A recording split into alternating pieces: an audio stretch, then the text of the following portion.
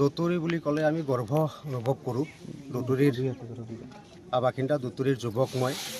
আৰু দতুৰীৰ পৰা মই বিজনী জিলা সমিতি আমচুৰ পৰা সভাপতিৰ দৰে নেতৃত্ব দি আছোঁ। বিজনী দতুৰী ফ্ৰেণ্ডছ ক্লাব এণ্ড লাইব্ৰেৰীৰ সভাপতি।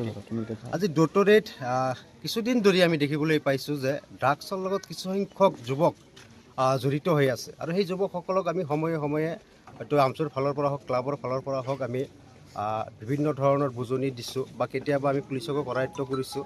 তাৰপিছতো চাইছোঁ আমি সমাজৰ পৰা আমি সম্পূৰ্ণৰূপে নিৰ্মূল কৰিব পৰা নাই। তো আজি দতুৰী ফ্ৰেণ্ডছ ক্লাব এণ্ড লাইব্ৰেৰীৰ কৰ্মকৰ্তা, পশ্চিম জিলা আঞ্চলিক কমিটি আমচুৰ কৰ্মকৰ্তাসকলৰ তৎপৰতাত চাইদুল নামৰ এজন ড্ৰাগছ পেডেলাৰক আমি কৰায়ত্ব কৰিবলৈ সক্ষম হৈছোঁ। তেখেতৰ লগত ভোজন পৰিমাণৰ ড্ৰাগছ পোৱা গৈছে।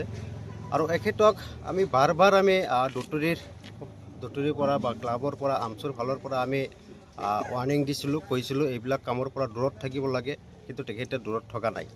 গতিকে আমি উপায়হীন হৈ বাধ্য হৈ এখেতক আমি হাতলতে ধৰিবলৈ বাধ্য হৈছোঁ বা ধৰিবলৈ সক্ষম হৈছোঁ আৰু পুলিচক কৰায়ত্ব কৰিছোঁ। আৰু এই চেগতে মই এটা কথা ক'ম, ড্ৰাগছ আজি চব সমাজৰ কাৰণে, যুৱকৰ কাৰণে এটা এনেকুৱা বস্তু যে কেঞ্চাৰতকৈ অধিক ভয়াৱহ।